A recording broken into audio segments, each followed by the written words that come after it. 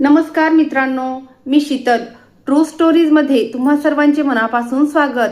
मित्रांनो, आकाशात हजारो फूट उंचावर विमान उडवणाऱ्या एका पायलट लेकीचा विश्वास, तिच्याच हक्काच्या संसारात असा काही उद्ध्वस्त होईल असं तिने कधीच विचार केला नव्हता. आजारी वडिलांच्या सेवेसाठी प्राची काही दिवसांसाठी माहेरी काय गेली. पाठीमागे नवऱ्याने तिचं सगळं सामानच माहेरी पाठवून दिलं आणि त्या सामानासोबतच एक पाकिट होतं, जे उघडताच प्राचीच्या अंगावर शहारे आले. त्या पाकिटात शेवटी असं काय होतं ज्यामुळे एका खंबीर मुलीच्या पायाखालची जमीन सरकली. तिच्या पाठीमागे तिच्याच घरात कोणता मोठा कट रचला जात होता. जाणून घेण्यासाठी प्राचीच्या संघर्षाची ही थरारक गोष्ट शेवटपर्यंत नक्की पहा. माझं नाव प्राची आहे. माझ्या लग्नाला 4 वर्ष झाली होती. बाहेरून बघणाऱ्या प्रत्येक माणसाला आमचं आयुष्य अगदी परफेक्ट वाटायचं. लोक म्हणायचे की मला खूप चांगला नवरा आणि उत्तम सासर मिळालंय. पण गेल्या काही दिवसांपासून माझ्या मनात एक अनामिक हुरहुर लागली होती, ज्याचं कारण मला स्वतःलाही समजत नव्हतं. माझा नवरा राहुल यांचं वागणूक हळूहळू बदलू लागली होती. आधी तो प्रत्येक लहान सहान गोष्ट माझ्याशी शेअर करायचा. ऑफिसमध्ये काय झालं, कुणाला भेटला, काय प्लॅन आहे, हे सगळं मला सांगायचा. पण आता जणू काही आमच्या दोघांमध्ये एक न दिसेनासी भिंत उभी राहिली होती. मी त्याला खूप निरखून पाहू लागले होते, कारण एक पत्नी आपल्या नवऱ्याची लहानातली लहान सवयही चटकन ओळखते आणि जेव्हा ती सवय अचानक बदलते तेव्हा न बोलताही बरंच काही समजू लागतं. आधी त्याचा फोन कुठेही पडलेला असायचा, त्याला काहीच वाटायचं नाही. पण आता तो फोन टेबलवर ठेवताना जाणीवपूर्वक स्क्रीन खाली करून ठेवायचा, जेणेकरून कोणतेही नोटिफिकेशन कोणाला दिसू नये. मी कधी चुकून त्याचा फोन उचललाच तर तो लगेच म्हणायचा, तो तसंच राहू दे, मी बघून घेईन. आणि जर त्याच वेळी फोनवर एखादा मेसेज आला तर त्याच्या चेहऱ्याचा रंगच उडून जायचा. तो घाईघाईनं फोन उचलायचा आणि दुसऱ्या खोलीत निघून जायचा. मग असा परत यायचा जणू काही झालंच नाहीये. मी अनेकदा स्वतःची समजूत काढायचे की कदाचित मीच उगाच जास्त विचार करते, पण माझा अंतरात्मा काही ते मानायला तयार नव्हता. मी एक कमर्शियल पायलट होते, त्यामुळे माझी नोकरी अशी होती की मला बऱ्याचदा वेगवेगळ्या शहरांमध्ये आणि कधीकधी दुसऱ्या देशांमध्येही उड्डाण करावं लागायचं. बरेचदा 2 ते 4 दिवस मला घराबाहेर राहावं लागत होतं.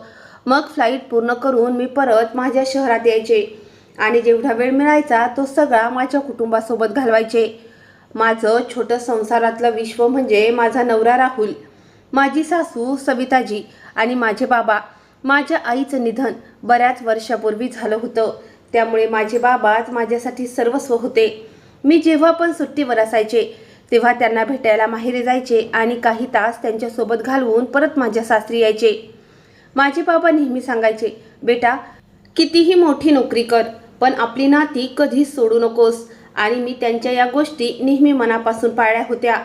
मी माझ्या कामाला आणि कुटुंबाला दोघांनाही समान वेळ देण्याचा पूर्ण प्रयत्न करायचे. मला माझ्या नोकरीवर खूप प्रेम होतं. जेव्हा मी आकाशात हजारो फूट उंचावर विमान उडवत असायची तेव्हा मला वाटायचं की मी आयुष्यात काहीतरी करून दाखवलंय.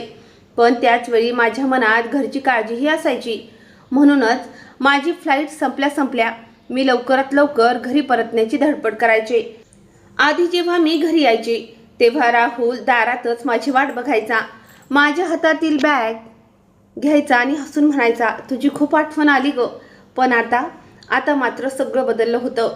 आता जेव्हा मी दार उघडून आत यायचे तेव्हा ते एक तर फोनवर बिझी असायचे किंवा मग शांतपणे खोलीत बसलेले असायचे. फक्त एवढंच म्हणायचे, आलीस का तू? मी हसून त्यांच्याजवळ जायचे, पण त्यांच्या त्या हास्यात पूर्वीसारखा जिवंतपणा नव्हता. मी अनेकदा त्यांना विचारायची, सगळं ठीक आहे ना?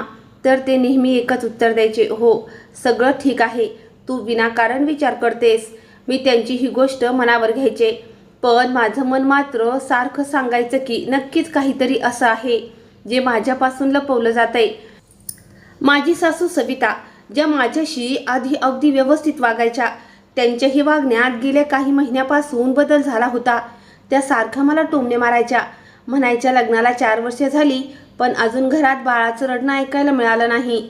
कोणास ठाऊक आपल्या नशिबात नातू नातवंड आहेत की नाही. त्यांचं बोलणं ऐकून मी गप्प राहायची, कारण मला त्यांच्याशी कधीच वाद घालायचे नव्हते.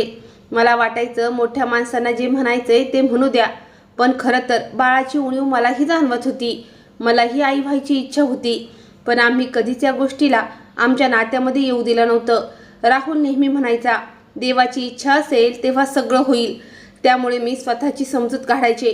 पण आता मला जाणवू लागलं होतं की माझी सासू माझ्यासमोर एक आणि माझ्या पाठीमागे दुसरंच काहीतरी करतात. अनेकदा असं व्हायचं की एखादी फ्लाईट आधी संपल्यामुळे मी एक दिवस लवकर घरी यायची, तर त्या दोघांनाही मला पाहून घाबरट व्हायची. सुरुवातीला मला वाटलं की अचानक येण्यामुळे त्यांना धक्का बसत असेल, पण जेव्हा हे वारंवार घडू लागलं तेव्हा मला संशय येऊ लागला. मी स्वयंपाकघरात गेले की त्या दोघांचं बोलणं अचानक थांबायचं आणि मी तिथून बाहेर पडली की हळूहळू पुन्हा कुजबूज सुरू व्हायची. अनेकदा मी खोली बाहेरून त्यांचा आवाज ऐकला, पण जशी मी आत जायची तशी दोघेही अगदी शांत व्हायचे. मी कधीच कुणावर संशय घ्यायचे शिकले नव्हते, म्हणून मी स्वतःला दोष देत राहायची. एके दिवशी फ्लाईटवरून परतल्यावर मी खूप थकले होते. वाटलं आज लवकर विश्रांती घेईन. मी माझ्या खोलीत गेले तर पाहिलं राहुल बाल्कनीत उभा राहून कोणाशी तरी फोनवर हळू आवाजात बोलत होता. मला बघताच त्याने घाईनं फोन कट केला. मी हसून विचारलं, कोणाशी बोलत होतास?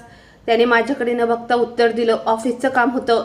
मी जास्त काही विचारलं नाही, पण माझ्या मनातला संशय वाढत चालला होता. रात्री जेव्हा तो झोपला तेव्हा पहिल्यांदा माझ्या मनात त्याचा फोन तपासावा असा विचार आला, पण दुसऱ्या क्षणी मी स्वतःला थांबवलं. मला वाटलं जर नात्यातला विश्वासच संपला तर ते नातं टिकणार कसं, म्हणून मी फोनला हात लावला नाही. पण दुसऱ्या दिवशी सकाळी उठले तर पाहिलं त्याचा फोन त्याने उशाखाली लपवून ठेवला होता. आधी तो असं कधीच करायचा नाही. या लहान लहान गोष्टी माझ्या मनाला अस्वस्थ करू लागल्या होत्या. माझ्या नोकरीमुळे मी मानसिकदृष्ट्या खंबीर झाले होते. कठीण परिस्थितीत निर्णय कसे घ्यायचे हे मला माहीत होतं, पण स्वतःच्या घरात निर्माण झालेली ही विचित्र दरी पेलणं माझ्यासाठी सर्वात कठीण होत होतं.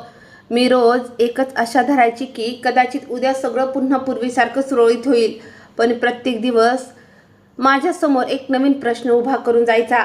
माझ्या सासूबाईंचं वागणूकही आता काहीशी जास्तच विचित्र वाटू लागली होती. जर मी राहुलसोबत बाहेर कुठे जाण्याचं बोलले तर त्या काही ना काही बहाणा करून त्याला रोखून धरत. कधी म्हणायच्या त्यांची तब्येत बरी नाही, तर कधी म्हणायच्या घरात काम आहे, आणि राहुलही कोणतीही विचारपूस न करता त्यांचा ऐकायचा. आधी असं नव्हतं. आधी तो माझ्यासाठी कसा तरी वेळ काढायचाच, पण आता जणू माझी जागा दुसऱ्याच कशा तरी घेतली होती. मी अनेक रात्री जागून राहून एकच विचार करत राहायची की नक्की काय बदललं आहे. माझ्या नोकरीमुळे आमच्यात दुरावा आलाय का? त्याला माझं सारखं बाहेर जाणं आवडत नाही का?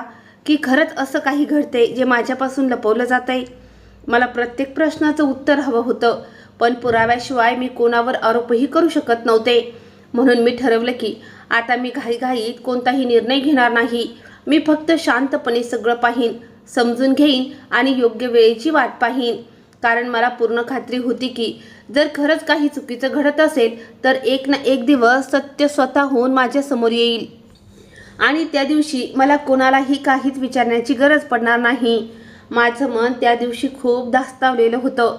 नेहमीप्रमाणे मी वेळेवर एअरपोर्टवर पोचले. मी माझ्या संपूर्ण टीमसोबत फ्लाईटची पूर्वतयारी केली. सर्व आवश्यक तपासण्या पूर्ण केल्या आणि माझ्या प्रवाशांना त्यांच्या मंजिलेवर सुखरूप पोचवलं.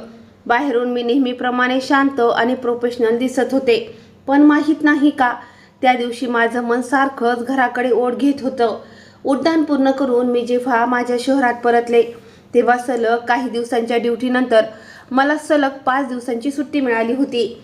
म्हणूनच मी खूप खुश होते. मला वाटलं होतं की आता मी आरामात माझ्या कुटुंबासोबत वेळ घालवेन, राहुलसोबत बाहेर कुठेतरी लांब जाईन आणि सासूबाईंसोबत बसून गप्पा मारेन. इतक्या दिवसांचा थकवासुद्धा विसरून जाईन. पण राहुलचं तेच बदललेलं रूप अजूनही तसंच होतं. तो आधीसारखा माझ्याशी मोकळेपणाने बोलत नव्हता. त्याचा फोन प्रत्येक वेळेला त्याच्या हातातच असायचा. मी त्याच्याजवळ बसले की तो फोन उलटा करून ठेवायचा आणि स्क्रीनवर एखादा मेसेज आला की तो लगेच फोन खिशात सरकवायचा. मी अनेकदा विचारलं, कुणाचा मेसेज आहे? तर तो हसून म्हणायचा, ऑफिसचं काम आहे.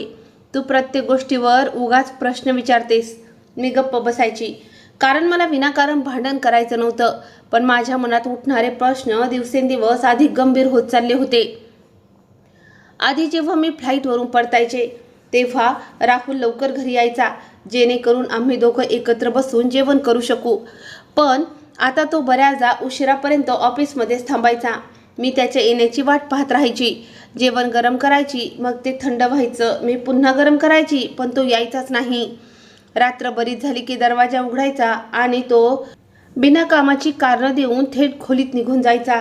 मी विचारायचे, जेवण घेणार का? तर तो म्हणायचा, मी ऑफिसमध्ये जेवलो. मी फक्त त्याच्याकडे बघत राहायची. मला काहीच समजत नव्हतं की नेमकी काय बदललंय. एका रात्री तर मी घड्याळात पाहिलं, साधारण 11:30 वाजले होते. मी सोफ्यावर बसून त्याची वाट पाहत होते. मी फोन केला तर त्याने तो उचललाच नाही. साधारण अर्धा तासानंतर त्याचा मेसेज आला, मी मीटिंगमध्ये आहे, उशीर होईल, तू झोपून जा. त्या एका छोट्याशा मेसेजने माझ्या मनातील अस्वस्थता आणखीनच वाढवली, कारण आधी असं कधीच झालं नव्हतं. पुढचे 2 दिवस जवळपास असंच सगळं सुरू राहिलं आणि मग एका सकाळी माझ्या आयुष्यात अचानक एक वेगळंच वळण मिळालं. त्यावेळी सकाळची वेळ होती. मी नेहमीप्रमाणे स्वयंपाकघरात उभी राहून चहा बनवत होते. सासूबाई हॉलमध्ये बसून टी व्ही पाहत होत्या आणि राहुल तयार होऊन ऑफिसला जाण्याच्या घाईत होता. तेवढ्यात अचानक माझ्या फोनची घंटा वाजली. मी शेगडी मंद केली आणि फोन उचलून पाहिला. स्क्रीनवर माझ्या बाबांच्या मॅनेजरचं नाव दिसत होतं. इतक्या सकाळी त्यांचा फोन बघून माझा जीव मुठीत आला, कारण ते कधीही विनाकारण फोन करत नव्हते. मी घाईघाईनं कॉल रिसीव्ह केला आणि थरथरत्या आवाजात विचारलं, हॅलो, काय झालं? सगळं ठीक आहे ना? तुम्ही इतक्या सकाळी फोन का केला? तिकडून त्यांचा घाबरलेला आवाज आला, मॅडम, तुम्ही शक्य तितक्या लवकर घरी या. साहेबांची प्रकृती अचानक बिघडली आहे. त्यांची शुगर खूप वाढली आहे. त्यांना खूप अशक्तपणा जाणवतोय आणि सारखे चक्कर येत आहेत. डॉक्टरांनी सांगितले की ताबडतोब हॉस्पिटलमध्ये न्यावं लागेल. तुम्ही प्लीज लवकर पोचा. त्यांचं बोलणं ऐकताच माझे हातपाय थरथरू लागले. माझ्या चेहऱ्याचा रंग उडाला. असं वाटलं की माझ्या पायाखालची जमीन सरकली आहे. माझ्या हातातून फोन सुटता सुटता राहिला. मी काही क्षण तिथे सुन्न होऊन उभे राहिले. मग स्वतःला सावरत मी धावतच खोलीत गेले, जिथे राहुल आपली बॅग घेऊन बाहेर पडण्याच्या तयारीत होता. मी घाबरतच म्हणाले, राहुल, लवकर चल. बाबांची प्रकृती खूप बिघडली आहे. त्यांना हॉस्पिटलमध्ये न्यायला पाहिजे. आपल्याला आत्ताच निघावं लागेल. मला वाटलं होतं की तो एक क्षणही वाया न घालवता माझ्यासोबत निघेल, पण त्याने माझ्याकडे पाहिलं आणि अगदी शांत आवाजात म्हटलं, मी नाही येऊ शकत. मला ऑफिसला खूप उशीर होतोय. आज माझी खूप महत्त्वाची मीटिंग आहे. ती मी कोणत्याही परिस्थितीत कॅन्सल करू शकत नाही. तू ड्रायव्हर सोबत निघून जा. मी नंतर बघतो. त्याचं हे बोलणं ऐकून मला काही सेकंद तर आपल्या कानांवर विश्वास बसला नाही. मी पुन्हा म्हणाले, राहुल, प्लीज, ते फक्त माझेच नाही, तुझ्याही बाबांसारखे आहेत. त्यांची तब्येत खूप खराब आहे. तू फक्त आज माझ्यासोबत चल. पण त्याने आपली घड्याळ बघितली आणि म्हणाला, प्राची, मी सांगितलं ना, मला उशीर होतोय. तू ड्रायव्हरसोबत निघून जा. मी मोकळा होऊन येईन. एवढं बोलून त्याने आपली बॅग उचलली आणि माझ्याकडे पुन्हा न बघताच घराबाहेर निघून गेला.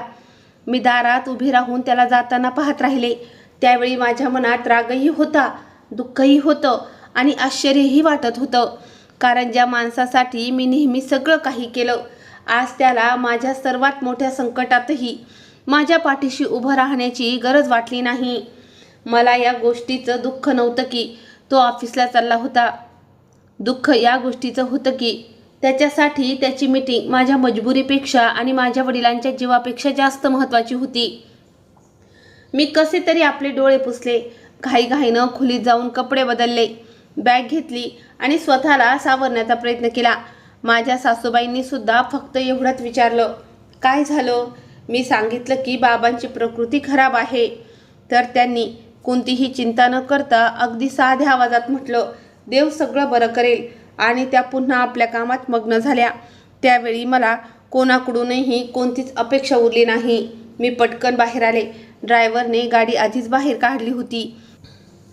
मी मागच्या सीटवर बसले आणि गाडी माझ्या माहेराच्या दिशेनं धावू लागली. वाटेत माझी नजर सतत खिडकीच्या बाहेर खेळली होती, पण माझ्या डोक्यात फक्त बाबांचा चेहरा फिरत होता. माझे बाबा शहरातले एक खूप मोठे व्यावसायिक बिझनेसमॅन होते. त्यांची स्वतःची एक खूप मोठी कन्स्ट्रक्शन कंपनी होती. शहरात त्यांच्या अनेक कमर्शियल बिल्डिंग्स, प्लॉट्स, प्रोजेक्ट्स आणि कोटींच्या संख्येत पसरलेला व्यवसाय होता. हजारो लोक त्यांच्या कंपनीत काम करत होते. पण इतकी मोठी ओळख निर्माण करूनही त्यांना कधीच गर्व झाला नाही. माझ्या आईच्या जाण्यानंतर त्यांनी मला आई आणि वडील दोघांचंही प्रेम दिलं. मी त्यांची एकुलती एक मुलगी होते, त्यामुळे त्यांचं स्वप्न होतं की एक त्यांच्या कंपनीत मी लक्ष घालावं, त्यांच्यासोबत बसून व्यवसाय शिकावा आणि पुढे जाऊन त्यांची मेहनत आणखी वाढवावी. पण लहानपणापासून माझं स्वप्न वेगळंच होतं. मला आकाशात झेप घ्यायची होती, जहाज उडवायचं होतं. मला स्वतःच्या मेहनतीवर स्वतःची ओळख निर्माण करायची होती. मी जेव्हा त्यांना पहिल्यांदा सांगितलं होतं की बाबा मला पायलट व्हायचंय, तेव्हा त्यांनी एक क्षणही न विचार करता माझा हातात धरला होता. ते म्हणाले होते, बेटा जर स्वप्न बघितलंस तर ते पूर्णही कर, मी आहे ना तुझ्या पाठीशी. त्यांच्यामुळेच मी आज एक कमर्शियल पायलट बनू शकले होते. लग्नानंतरही त्यांनी कधी माझ्यावर कंपनी सांभाळण्याचा दबाव टाकला नाही. ते एकटेच सकाळपासून रात्रीपर्यंत कंपनीचं सगळं काम पाहत होते, मीटिंग्स करत होते, साईट व्हिजिट करत होते, नवीन प्रोजेक्ट सुरू करत होते. पण कदाचित हा सततच्या कामाचा ताणच त्यांच्या प्रकृतीवर भारी पडत होता. त्यांना बऱ्याच वर्षापासून शुगरचा त्रास होता. डॉक्टर वारंवार त्यांना विश्रांती घेण्याचा सल्ला देत होते, पण ते नेहमी म्हणायचे अजून खूप काम बाकी आहे, आराम नंतर करेन. आणि आज तेच काम त्यांच्या शरीरावर इतकं भारी पडलं की त्यांना थेट हॉस्पिटलमध्ये नेण्याची वेळ आली होती. गाडी वेगाने रस्त्यावरून धावत होती आणि माझ्या डोळ्यातून अखंड अश्रू वाहत होते. पण त्या अश्रूंच्या मध्येही आणखी एक गोष्ट माझ्या मनाला सतत टोचत होती. मी विचार करत होते की माझे बाबा इतके मोठे व्यावसायिक आहेत, त्यांचं नाव किती मोठं आहे, एवढी मोठी कंपनी आणि जबाबदाऱ्या आहेत, तरीसुद्धा जेव्हा मला गरज असायची तेव्हा ते सर्व काम सोडून माझ्या मदतीला धावून यायचे. पण आज जेव्हा त्यांना माझी सर्वात जास्त गरज होती तेव्हा माझा स्वतःचा नवरा फक्त एका मीटिंगचा बहाणा करून माझ्यासोबत येण्यास तयार झाला नाही. काय खरंच त्याची मीटिंग इतकी महत्त्वाची होती की आता माझ्यासाठी आणि माझ्या कुटुंबासाठी त्याच्या मनात काही स्थान उरलं नव्हतं? हाच प्रश्न माझ्या मनात पुन्हा पुन्हा येत होता. आणि जसा मी त्याच्याबद्दल विचार करत होते तसा माझा संशय आणखीनच बळावत चालला होता. मला असं जाणवत होतं की राहुल फक्त माझ्यापासून दुरावत चाललाय असं नाही, तर तो हळूहळू माझ्या प्रत्येक दुःखापासून आणि जबाबदारीपासून स्वतःला लांब करत चालला होता. आणि मला ती मात्र अंदाज नव्हता की येत्या काही तासात माझ्यासमोर अशी काही सत्य येणार आहेत जी माझं अख्खं जीवन बदलून टाकणार आहेत. हे सगळं विचार करत करत अखेर मी माझ्या माहेरी पोचले. गाडी जशी घराच्या आत गेली तसा माझा जीव आणखीनच धडधडू लागला. मी घाईघाईनं गाडीतून उतरले आणि कोणाशीही काही न बोलता थेट बाबांच्या खोलीच्या दिशेनं धावले. खोलीचा दरवाजा उघडाच होता. मी पाहिलं तर बाबा बेडवर पडलेले होते. त्यांच्या चेहऱ्यावर नेहमीची ती चमक नव्हती. ते खूपच अशक्त दिसत होते. त्यांना त्या अवस्थेत बघून माझे डोळे भरून आले. मी लगेच त्यांच्याजवळ जाऊन बसले. त्यांचा हात हातात घेतला आणि घाबरतच म्हणाले, बाबा हे सगळं काय झालंय? तुम्ही ठीक तर आहात ना? तुम्ही मला आधी का नाही सांगितलं? तुमची प्रकृती बऱ्याच दिवसापासून खराब होती, तर माझ्यापासून का लपवलं? मी तुम्हाला आत्ताच्या आत्ता हॉस्पिटलमध्ये घेऊन जाते. तिथे व्यवस्थित उपचार होईल आणि तुम्ही अगदी बरे होऊन जाल. बाबा हलकेच हसले आणि म्हणाले, बेटा प्राची, एवढी काळजी करू नकोस. मला काहीही झालेलं नाही, फक्त थोडासा अशक्तपणा जाणवतोय. मी ठीक आहे. हॉस्पिटलमध्ये जाण्याची अजिबात गरज नाही. 2-4 गोळ्या खाल्ल्या की सगळं ठीक होईल. पण मी त्यांचं ऐकण्याच्या मनस्थितीत नव्हते. मी त्यांना लहानपणापासून ओळखत होते.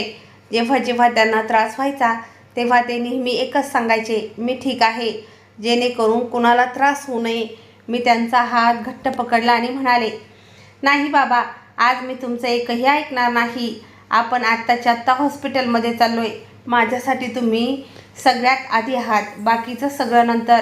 त्यांनी पुन्हा एकदा नकार देण्याचा प्रयत्न केला, पण यावेळी मी त्यांचं काहीच ऐकलं नाही. मी लगेच त्यांच्या मॅनेजरला बोलावलं, घरातील दोघांना सोबत घेतलं आणि मोठ्या कष्टाने बाबांना गाडीत बसून हॉस्पिटलकडे निघालो. वाटेत मी त्यांच्या शेजारी बसले होते आणि सारखा त्यांचा हात हातात घेऊन विचारत होते, बाबा चक्कर तर नाही येत? श्वास घ्यायला त्रास होतोय का? ते फक्त माझ्याकडे बघायचे आणि म्हणायचे, मी ठीक आहे बेटा, तू घाबरू नकोस. पण त्यांच्या चेहऱ्यावरचा थकवा स्पष्ट सांगत होता की ते अजिबात ठीक नव्हते. हॉस्पिटलमध्ये पोहोचताच आमच्या फॅमिली डॉक्टरांनी त्यांना लगेच आत नेलं. त्यांचं ब्लड शुगर लेवल चेक केला, ब्लड प्रेशर पाहिला आणि अनेक महत्त्वाच्या टेस्ट केल्या. डॉक्टरांच्या चेहऱ्यावरही मोठी चिंता स्पष्ट दिसत होती. डॉक्टरांनी मला त्यांच्या केबिनमध्ये बोलावून सांगितलं, प्राची, सरांची शुगर खूप वाढली आहे. शरीरात अशक्तपणाही खूप जास्त आलाय. जर वेळेवर त्यांना हॉस्पिटलमध्ये आणलं नसतं तर अडचण आणखी वाढली असती. तुर्तास आम्ही त्यांना ॲडमिट करत आहोत. त्यांना पूर्ण विश्रांतीची गरज आहे आणि अजिबात ताण पडू देता कामा नये. काही दिवस त्यांना सतत डॉक्टरांच्या देखरेखीखाली ठेवावं लागेल. डॉक्टरांचं हे बोलणं ऐकून माझं काळीज मुठीत आलं.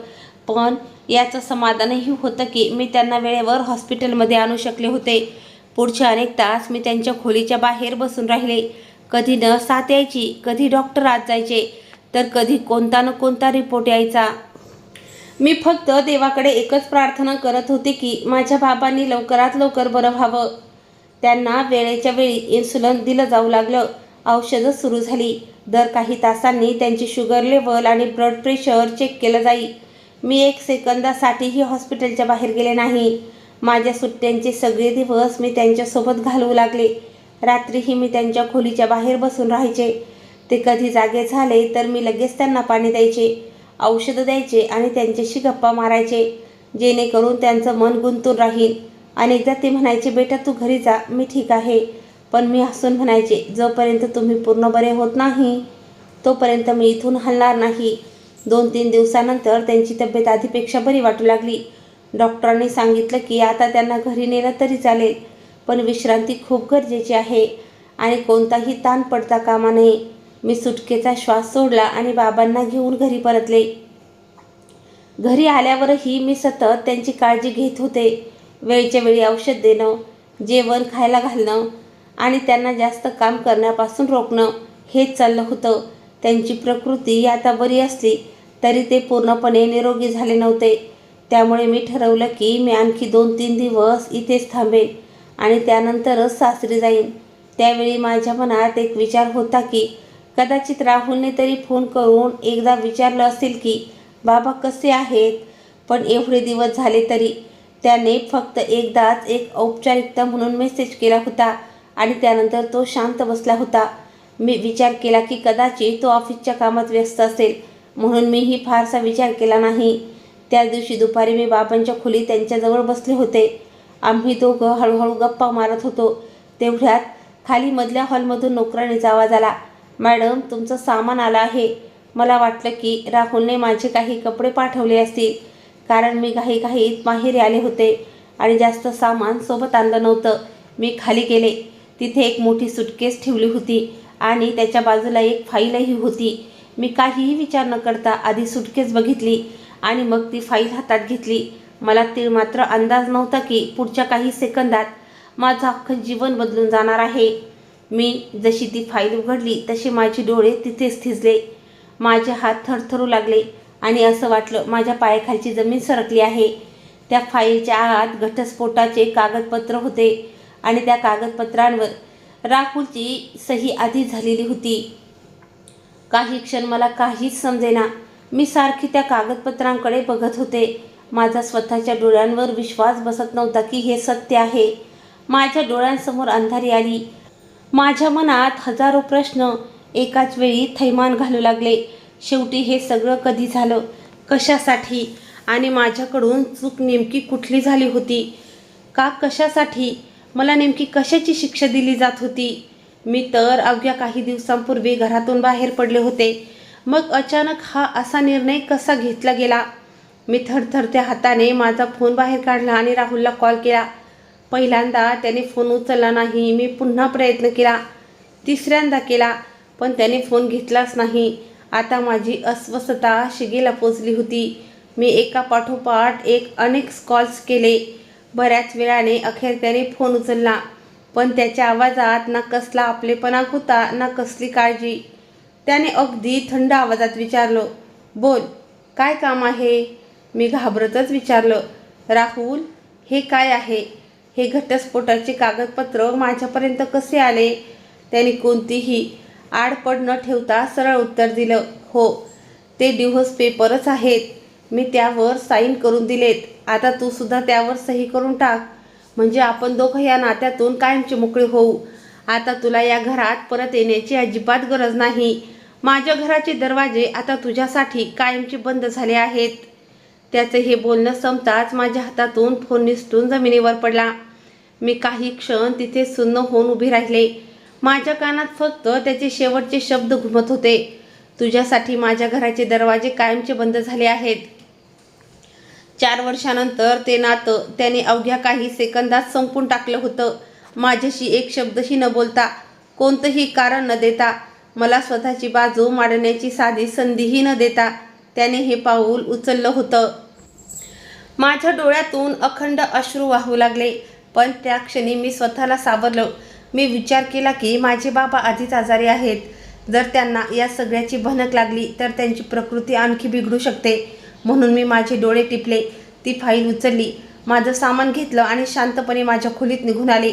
खोलीचा दरवाजा बंद करताच मी बेडवर बसले आणि गेल्या काही महिन्यातील प्रत्येक लहान सहान प्रसंग माझ्या डोळ्यासमोर येऊ लागला.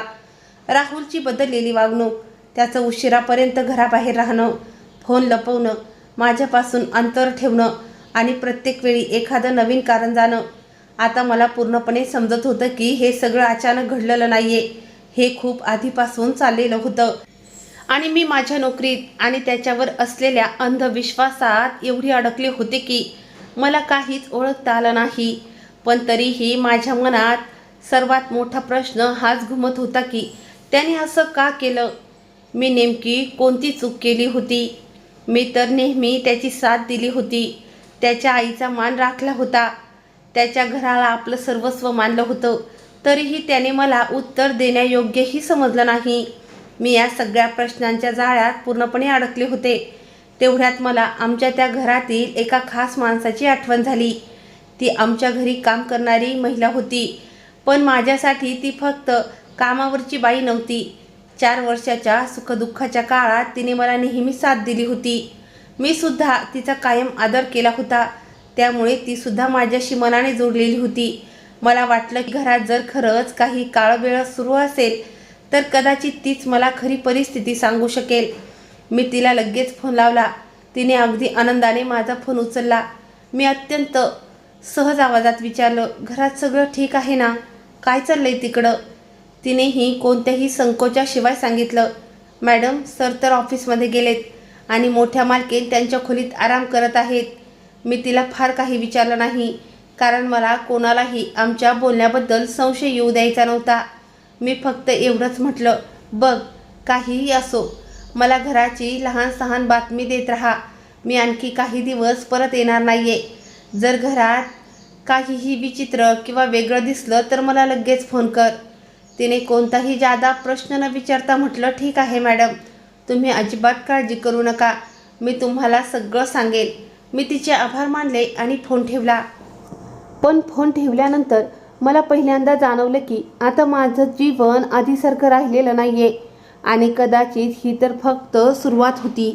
माझ्यासमोर अशी अनेक सत्ये येणार होती ज्यांचा मी कधी स्वप्नातही विचार केला नव्हता.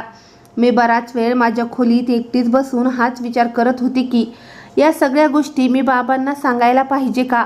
पण जशी मला त्यांच्या प्रकृतीची आठवण यायची तसं माझं मन बदलून जायचं. डॉक्टरांनी स्पष्ट सांगितलं होतं की त्यांना अजिबात ताण देता कामा नये. म्हणूनच मी ठरवलं की तुर्तास मी त्यांना काहीच सांगणार नाही. आधी त्यांची प्रकृती पूर्ण बरी होऊ दे, त्यानंतर जे होईल ते पाहिलं जाईल. मी माझ्या नोकरीवरून आणखी काही दिवसांची सुट्टी वाढवून घेतली, कारण यावेळी माझ्यासाठी सर्वात महत्त्वाची गोष्ट म्हणजे माझ्या तुटलेल्या नात्यामागचं सत्य शोधणं होतं. मी सारखी स्वतःला हाच प्रश्न विचारत होते की असं नेमकं काय घडलं की राहुलने माझ्याशी एक शब्दही न बोलता थेट घटस्फोटाचा निर्णय घेतला. माझं सामान घराबाहेर का पाठवलं? मला स्वतःच्याच घरातून बाहेर काढण्याची त्याला एवढी घाई का झाली होती? मला प्रत्येक प्रश्नाचं उत्तर हवं होतं आणि सत्य बाहेर आल्याशिवाय मी अजिबात हार मानणार नाही, हे मी पक्क ठरवलं होतं. मी आता प्रत्येक छोट्या छोट्या गोष्टींवर लक्ष ठेवू लागले होते. मला पूर्ण खात्री होती की जर संयम ठेवला तर एक ना एक दिवस सत्य स्वतःहून समोर येईल.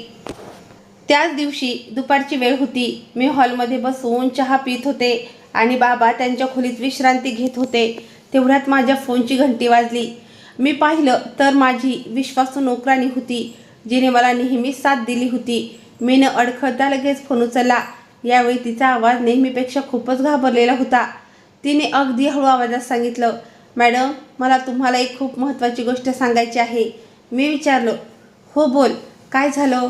तिने थरथरत्या आवाजात सांगितलं, मॅडम आज सर एका दुसऱ्याच मॅडमला घरी घेऊन आले आहेत आणि मला तर असं वाटतंय की त्यांनी तिच्याशी लग्नच केलंय. मोठ्या मालकिनीने त्या नवीन बाईचं अगदी औक्षण करून खूप चांगल्या प्रकारे स्वागत केलंय. अगदी तसंच जसं घरात एखाद्या नवीन सुनेचं स्वागत केलं जातं. आरती उतरवली गेली, तोंड गोड केलं आणि सगळेजण तिला नवीन सून म्हणून हाक मारत आहेत. मॅडम मला काही समजत नाहीये की हे काय चाललंय. तुमच्या हयातीत सर दुसरं लग्न कसं करू शकतात? तिचं हे बोलणं ऐकून मला अजिबात आश्चर्य वाटलं नाही, कारण आत्तापर्यंत जे काही घडत होतं त्यावरून मला आधीच संशय आला होता. मी दीर्घ श्वास घेतला आणि शांत आवाजात तिला म्हणाले, त्याने मला आधीच घटस्फोटाचे कागद पाठवून दिले आहेत. तिने काही क्षण शांत राहून विचारलं, मॅडम तुम्ही काय म्हणताय? खरंच? मी उत्तर दिलं, हो, पण अजून आमचा घटस्फोट झालेला नाही, कारण मी त्या कागदपत्रांवर सहीच केलेली नाही. जोपर्यंत कोर्टाची कायदेशीर प्रक्रिया पूर्ण होत नाही तोपर्यंत मीच त्याची कायदेशीर पत्नी आहे. अशा परिस्थितीत जर त्याने दुसरं लग्न केलं असेल तर ते पूर्णपणे चुकीचं आहे. त्याने माझ्या पाठीत खंजीर खुपसलाय, माझ्याशी मोठा विश्वासघात केलाय, पण आता मी त्याला एवढ्या सहजासहजी सोडणार नाही. त्याने माझ्यासोबत जे काही केलंय त्याची किंमत त्याला कायद्याच्या समोर द्यावीच लागेल. माझं बोलणं ऐकून ती म्हणाली, मॅडम तुम्ही अजिबात हिंमत हरू नका. घरात जे काही सुरू आहे मी तुम्हाला वेळोवेळी सांगत राहीन. मी तिचे मनापासून आभार मानले आणि फोन ठेवला. पण त्या दिवसानंतर माझ्या मनातलं दुःख हळूहळू एका संतापात आणि रागात बदलू लागलं होतं. आता मी रडत बसले नव्हते, तर मी विचार करत होते की शेवटी राहुलने माझ्यासोबत असा खेळ का खेळला? त्याला माझ्याबद्दल एवढा तिरस्कार कधीपासून वाटू लागला? पुढचे 2-3 दिवस मी पूर्णपणे बाबांजवळ राहिले. मी त्यांना वेळेच्या वेळी औषधं दिली, जेवण खायला घातलं आणि त्यांच्याशी गप्पा मारल्या, जेणेकरून त्यांचं मन गुंतून राहील. त्यांची प्रकृती आता आधीपेक्षा बरी वाटत होती, पण त्यांच्या चेहऱ्यावरचा अशक्तपणा अजूनही स्पष्ट दिसत होता. एके दिवशी मी त्यांच्या खोलीत बसले होते, तेव्हा त्यांनी माझा हात हातात घेतला आणि हळूच विचारलं, बेटा खूप दिवस झाले तू तुझ्या घरी गेली नाहीस आणि राहुलचा सुद्धा आज एक फोनही आला नाहीये. सगळं ठीक आहे ना? त्यांच्या या साध्या प्रश्नाने माझ्या मनाचा अक्षरशः कोलाहल केला. मी काही क्षण गप्प बसले. मी विषय बदलण्याचा खूप प्रयत्न केला, पण मी त्यांच्याशी जास्त वेळ खोटं बोलू शकत नव्हते. त्यांनीच मला नेहमी सत्य बोलायला शिकवलं होतं आणि आज मीच त्यांच्यापासून सर्वात मोठं सत्य लपवत होते. अखेर मी हिंमत करून त्यांना सगळं काही सांगून टाकलं. मी म्हणाले, बाबा राहुलने माझं सामान माझ्या माहेरी पाठवून दिलं आहे आणि त्याने मला डिव्होर्सचे पेपरसुद्धा पाठवले आहेत. माझं हे बोलणं ऐकताच बाबांच्या चेहऱ्याचा रंग पूर्णपणे उडाला. त्यांचा श्वास वेगाने चालत होता. मी घाबरून गेले. मी पटकन त्यांना पाणी पाजलं. त्यांचा थरथरणारा हात घट्ट पकडला आणि म्हणाले, बाबा तुम्ही अजिबात काळजी करू नका, मी पूर्णपणे ठीक आहे. तुमची मुलगी खूप खंबीर आहे. मला कुणाच्या नावाच्या आधाराची गरज नाही. मी माझ्या स्वतःच्या कष्टावर माझी ओळख निर्माण केली आहे. ज्याने माझ्यासोबत चुकीचं केलंय त्याला त्याची शिक्षा नक्की मिळेल. पण तुम्ही स्वतःची प्रकृती अशी बिघडू नका. मला फक्त तुमची साथ हवी आहे. माझं बोलणं ऐकून बाबांचे डोळे पाण्याने भरून आले. त्यांनी माझा हात घट्ट दाबला, पण त्यांच्या तोंडातून शब्द फुटत नव्हते. मी समजून चुकले होते की त्यांना स्वतःच्या त्रासापेक्षा माझ्या दुःखाची जास्त काळजी वाटत होती. मी त्यांना विश्रांती घेण्यास सांगितलं आणि स्वतः बाहेर आले. पण आता माझ्या मनात एकच जिद्द होती. मला या सगळ्या सत्याचा पर्दाफाश करायचा होता. त्याच संध्याकाळी माझ्या त्या नोकराणीचा पुन्हा फोन आला. यावेळी तिचा आवाज आणखीनच बदललेला आणि घाबरलेला होता. तिने विचारलं, मॅडम मला आज पुन्हा एक खूप मोठी आणि महत्त्वाची गोष्ट समजली आहे. मी विचारलं, काय झालं? तिने सांगितलं, आज सर आणि नवीन मॅडम दोघेजण खोलीत बसून काहीतरी बोलत होते. मी बाहेर सफाई करत होते तेव्हा त्यांचे शब्द माझ्या कानावर पडले. ते दोघं एका जमिनीबद्दल बोलत होते. सर म्हणत होते की कंपनीत खूप मोठं नुकसान झालंय आणि आता नवीन बिझनेससाठी खूप पैशांची गरज आहे. ते दोघेजण मिळून एक नवीन कंपनी सुरू करणार आहेत आणि ती कंपनी त्या नवीन बाईच्या नावावर असणार आहे.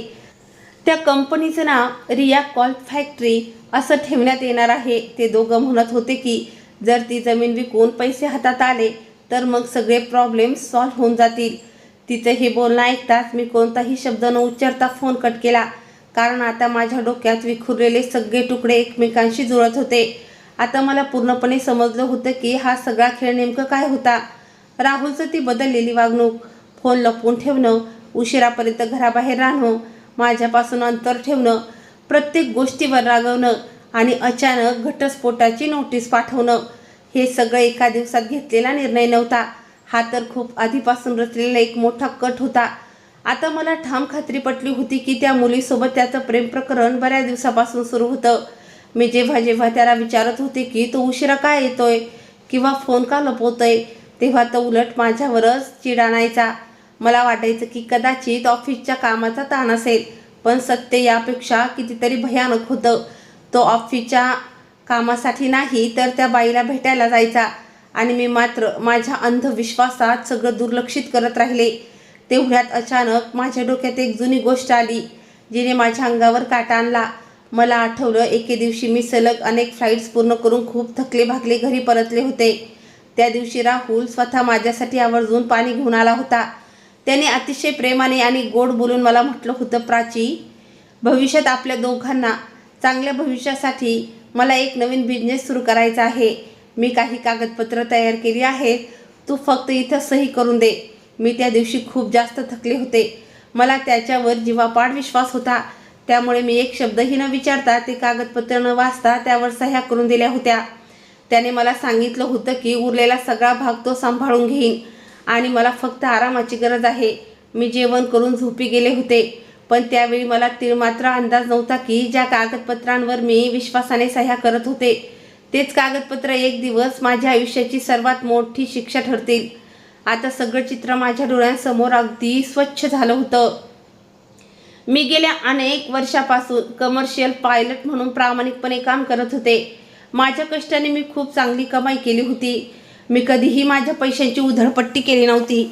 मी अगदी कष्टाने पैसे वाचवले होते आणि स्वतःचं भविष्य सुरक्षित राहावं म्हणून माझ्या स्वतःच्या नावावर जवळपास 4 एकर जमीन खरेदी केली होती, ज्याची किंमत तब्बल 2 कोटी रुपयांच्या आसपास होती. त्या जमिनीवर मला खूप अभिमान होता, कारण ती कोणाकडून फुकट मिळालेली नव्हती, तर ती माझ्या स्वतःच्या रक्ताघामाच्या कमाईतून खरेदी केली होती. पण आता माझ्या डोक्यात प्रकाश पडला होता. त्याच रात्री ज्या कागदपत्रांवर मी डोळे बंद करून विश्वास ठेवला होता, त्यात कदाचित त्याच जमिनीचे कागदपत्र सुद्धा समाविष्ट होते. राहुलने अत्यंत चालाखीने ती जमीन स्वतःच्या नावावर करून घेतली होती, जेणेकरून भविष्यात त्याला जेव्हा कधी गरज भासेल तेव्हा तो ती विकू शकेल किंवा गहाण ठेवू शकेल आणि त्यासाठी त्याला माझ्या कोणत्याही सहीची किंवा परवानगीची गरज पडणार नाही.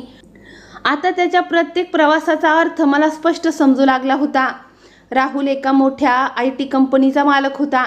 त्याची कंपनी अनेक मोठ्या कंपन्यांसाठी सॉफ्टवेअर आणि टेक्नॉलॉजी प्रोजेक्ट्स तयार करत होती. पण गेल्या काही काळापासून त्यांची कंपनी सतत तोट्यात चालली होती. अनेक मोठ्या क्लायंट्सनी त्यांचे प्रोजेक्ट रद्द केले होते. काही जणांनी वेळेवर पेमेंट केलं नव्हतं, तर नवीन प्रोजेक्टसुद्धा अपेक्षेप्रमाणे मिळत नव्हते. कंपनीची कमाई दिवसेंदिवस रोडावत चालली होती, पण कर्मचाऱ्यांचे पगार, ऑफिसचे भाडे आणि इतर खर्च मात्र सतत वाढत होते. कदाचित हीच ती मुख्य वजह होती ज्यामुळे त्याला एका भल्या मोठ्या रकमेची अत्यंत गरज होती आणि माझी ती जमीन त्याला सगळ्यात सोपा मार्ग वाटला. दुसरीकडे माझी सासूबाईसुद्धा मला मूल होत नाही म्हणून सतत टोमणे मारत असत. त्या अनेकदा राहुल समोरही हीच गोष्ट बोलत असत की लग्नाला 4 वर्ष झाली, पण अजून घरात पाळणा हल्ला नाही. हळूहळू कदाचित त्यांनीही राहुलच्या मनात माझ्या विरुद्ध विष कालवायला सुरुवात केली होती. आणि मग राहुलने स्वतःच्या फायद्यासाठी एकाच वेळी 2 मोठे डाव खेळले. एका बाजूला त्याला त्या नवीन मुलीसोबत आपलं आयुष्य नवीन पद्धतीने सुरू करायचं होतं, तर दुसरीकडे त्याला माझ्या त्या संपत्तीवर कब्जा करून स्वतःच्या बुडत्या व्यवसायाला वाचवायचं होतं. आता माझ्यासमोर सगळं चित्र अगदी स्पष्ट होत चाललं होतं. त्याने फक्त मला सोडलं नव्हतं, तर माझ्या विश्वासाचा अत्यंत निर्दयीपणे घात केला होता. माझ्या प्रेमाचा गैरवापर केला होता आणि माझ्या कष्टाच्या कमाईवर वाईट नजर ठेवली होती. पण आता मी पूर्वीची हतबल प्राची राहिले नव्हते. मी पक्क ठरवलं होतं की आता मी कोणत्याही परिस्थितीत न लढता मागे हटणार नाही. ज्याने माझ्या पाठीत खंजीर खुपसलाय त्याला त्याच्या प्रत्येक चुकीच्या कृत्याचा हिशोब द्यावाच लागेल. आणि आता माझी ही लढाई फक्त माझ्या तुटलेल्या नात्यासाठी नव्हती, तर माझ्या कष्टाची कमाई, माझी स्वतःची ओळख आणि माझ्या आत्मसन्मानासाठी होती. मी त्याच दिवशी आमचे फॅमिली वकील संजय यांच्याशी भेटण्याचं ठरवलं आणि एक क्षणही वाया न घालवता त्यांच्या ऑफिसमध्ये पोचले. त्यांनी मला बसण्यासाठी खुर्ची दिली, पण माझी अवस्था बघून त्यांना अंदाज आला की मी खूप मोठ्या धक्क्यातून जात आहे. त्यांनी मला काळजीयुक्त स्वरात विचारलं, प्राची बेटा, नक्की काय झालंय? मी माझे अश्रू रोखू शकले नाही आणि सुरुवातीपासून शेवटपर्यंत घडलेली प्रत्येक गोष्ट त्यांना रडत रडत सांगून टाकली. मी त्यांना सांगितलं की राहुलने खूप डोकं लावून आणि अगदी सुनियोजित कट रचून माझ्यासोबत हा खेळ खेळला आहे. त्याने आधी माझ्या प्रेमाचा आणि विश्वासाचा फायदा घेऊन काही कागदपत्रांवर माझ्या सह्या घेतल्या होत्या. त्यावेळी त्याने मला सांगितलं होतं की हे फक्त व्यवसायाशी संबंधित काही महत्त्वाचे कागदपत्र आहेत आणि माझा त्याच्यावर जीवाभावाचा विश्वास असल्यामुळे मी न वाचताच त्यावर सही केली होती. पण नंतर मला समजलं की त्याच कागदपत्रांचा गैरवापर करून त्याने माझी करोडोंची प्रॉपर्टी स्वतःच्या नावावर करून घेण्याचा प्रयत्न केला आहे. कारण त्याच्या व्यवसायात प्रचंड नुकसान झालं होतं आणि त्याला पैशांची नितांत गरज होती. स्वतःचा स्वार्थी हेतू पूर्ण करण्यासाठी त्याने आमच्या 4 वर्षाच्या पवित्र नात्याचीही काही एक किंमत ठेवली नाही. मी त्यांना हे सुद्धा सांगितलं की आमच्या लग्नाला 4 वर्ष झाली तरी आम्हाला अपत्य झालं नाही आणि याच कमजोरीचा फायदा घेऊन त्याने दुसऱ्या एका मुलीसोबत प्रेम प्रकरण सुरू केलं. ती मुलगीसुद्धा त्याच्या प्रत्येक चुकीच्या कामात त्याला खुश होऊन साथ देत होती. दोघांनी मिळून माझ्या विरुद्ध पूर्णपणे कट रचला होता, जेणेकरून मला रस्त्यावरून बाजूला सारून माझ्या संपत्तीवर आणि पैशावर ताबा मिळवता येईल. मी पुढं असंही सांगितलं की ज्यावेळी माझे बाबा हॉस्पिटलमध्ये मृत्यूशी झुंज देत होते आणि मी दिवसरात्र त्यांच्या काळजीपोटी हॉस्पिटलच्या वाऱ्या करत होते, अगदी त्याच नाजूक क्षणी राहुलने माझ्या घरी माझं सगळं सामान आणि घटस्फोटाची नोटीस पाठवून दिली, जेणेकरून मी मानसिकदृष्ट्या पूर्णपणे कोलमडून जाईन आणि कसलाही विरोध न करता त्याच्या सगळ्या अटी निमूटपणे मान्य करेन. पण त्याला हे माहीत नव्हतं की मी इतक्या सहजासहजी हार मानणाऱ्यांपैकी नव्हते. माझ्याकडे असलेल्या प्रत्येक महत्त्वाच्या गोष्टीची माहिती मी त्यांना दिली. आमच्यात झालेल्या संभाषणाचे मेसेज, बँकेशी संबंधित माहिती आणि जेवढे कागदपत्र माझ्याकडे होते ते सगळे मी त्यांच्यासमोर टेबलावर ठेवून दिले. वकील संजय यांनी अतिशय लक्ष देऊन माझी एक एक गोष्ट ऐकून घेतली. मध्ये त्यांनी मला कुठेही अडवलं नाही. जेव्हा मी माझी सगळी हकीकत सांगून मोकळी झाले तेव्हा त्यांनी काही वेळ ते सगळे कागदपत्र अतिशय काळजीपूर्वक पाहिले. मग माझ्याकडे बघून ते म्हणाले, प्राची, जर तू सांगितलेल्या गोष्टी खऱ्या असतील आणि ते सिद्ध करण्यासाठी आपल्याकडे पुरेसे पुरावे असतील, जसे की कागदपत्र, bank records, message, call records किंवा इतर कोणतेही पुरावे, तर कायद्याच्या दृष्टीनं यावर उत्तर देण्याचे अनेक मार्ग आपल्याकडे आहेत. सर्वात आधी आपण राहुलकडून पाठवण्यात आलेल्या घटस्फोटाच्या नोटीसचे कायदेशीर उत्तर तयार करू, जेणेकरून कोर्टासमोर तुझी बाजू अत्यंत मजबूत पद्धतीने मांडता येईल. त्यानंतर जर हे सिद्ध झालं की प्रॉपर्टी फसवणूक करून, खोटी माहिती देऊन किंवा चुकीच्या मार्गाने स्वतःच्या नावावर करून घेण्याचा प्रयत्न केला गेला आहे, तर आपण त्याला कोर्टात नक्कीच आव्हान देऊ शकतो. त्यांनी पुढे सांगितलं की आपण राहुलला आणि त्या मुलीला एक सविस्तर कायदेशीर नोटीस पाठवू, ज्यामध्ये त्यांच्याकडून संपूर्ण प्रकरणाचा खुलासा मागितला जाईल. कथित फसवणुकीशी संबंधित सर्व पावले मागे घेण्याची मागणी केली जाईल आणि हे स्पष्टपणे नमूद केले जाईल की जर ठरवलेल्या मुदतीत कोणतेही समाधानकारक उत्तर मिळाले नाही तर त्यांच्याविरुद्ध कायद्यानुसार योग्य ती दिवाणी आणि फौजदारी कारवाई सुरू केली जाईल. त्यांनी मला समजावून सांगितलं की कोणत्याही प्रकरणात कोर्ट फक्त भावना पाहून नाही तर पुराव्यांच्या आधारावरच निकाल देतं. त्यामुळे आता सगळ्यात महत्त्वाचं काम हेच आहे की आपल्या हाती जेवढे शक्य असतील तेवढे पुरावे सुरक्षित ठेवले पाहिजेत. कोणताही मेसेज, कॉल रेकॉर्ड, ईमेल, बँकेची माहिती किंवा इतर कागदपत्र चुकूनही डिलीट होता कामा नये, कारण भविष्यात याच गोष्टी आपला सर्वात मजबूत आधार बनतील. त्यांनी मला हे सुद्धा बजावून सांगितलं की आत्तापासून राहुलशी किंवा त्याच्या ओळखीच्या कोणत्याही व्यक्तीशी विचार न करता कसलीही बातचीत करू नकोस. जर कधी बोलण्याची वेळ आलीस तर खूप विचार करून आणि गरज भासल्यास कायदेशीर सल्ला घेऊनच बोल. त्यांचे हे शब्द ऐकून माझ्या मनातील भीती हळूहळू कमी होऊ लागली होती, कारण पहिल्यांदाच मला जाणीव झाली होती की मी या लढ्यात अजिबात एकटी नाहीये. माझ्या पाठीशी असा माणूस उभा आहे ज्याला कायद्याची पूर्ण जाण आहे आणि जो सत्याला योग्य मार्गाने न्यायालयापर्यंत पोहोचू शकतो. मी आत्तापर्यंत फक्त माझ्या वेदना आणि मिळालेल्या धोक्याचाच विचार करत होते, पण त्या दिवशी मला पहिल्यांदा असा अनुभव आला की जर माणूस सत्याच्या बाजूने उभा राहिला आणि हिंमत हरला नाही तर कधीही बिकट परिस्थिती असली तरी तिचा सामना करता येऊ शकतो. मी माझ्या डोळ्यातले अश्रू टिपले आणि वकील संजय यांना ठामपणे सांगितलं, मी आता मागे हटणार नाही. ज्याने माझ्या विश्वासाचा घात केला, ज्याने माझ्या वडिलांच्या आजारपणाचाही स्वार्थी फायदा घेतला, ज्याने माझ्या नात्याचा आणि भावनांचा फक्त स्वतःच्या फायद्यासाठी वापर केला, त्याला त्याच्या कृत्याची किंमत कायद्याच्या दरबारात द्यावीच लागेल. त्यांनी माझ्या पाठीशी राहण्याचा विश्वास दिला आणि सांगितले की आता प्रत्येक पाऊल कायद्याच्या चौकटीत राहून उचलले जाईल आणि आपल्याला न्याय मिळवून देण्यासाठी पूर्ण प्रयत्न केले जातील. त्यांच्या या बोलण्याने माझ्या मनात पुन्हा एकदा हिंमत परत आली. मला पहिल्यांदा जाणवलं की माझं आयुष्य अजून संपलेलं नाही, तर आता माझी खरी लढाई सुरू होणार आहे आणि यावेळी मी घाबरून मागे हटणार नाही, तर माझ्या सन्मानासाठी, माझ्या अधिकारांसाठी आणि सत्यासाठी मी शेवटच्या श्वासापर्यंत ताठ मानेनं उभी राहणार होते. पण कायदेशीर नोटीस पाठवण्यापूर्वी मी स्वतः जाऊन आपल्या डोळ्यांनी सर्व काही पाहणं गरजेचं समजलं. मला कोणा दुसऱ्याच्या सांगण्यावर विश्वास ठेवायचा नव्हता. मला स्वतःला बघायचं होतं की माझ्या पाठीमागे तिथे काय काय बदलले आहे आणि कशा पद्धतीने माझी जागा दुसऱ्या कोणीतरी घेतली आहे. दुसऱ्या दिवशी सकाळी मी माझी बॅग घेतली, डोळ्यांवर चष्मा लावला जेणेकरून वाटत कोणी मला सहज ओळखू नये आणि सरळ राहुलच्या घराच्या दिशेने निघाले.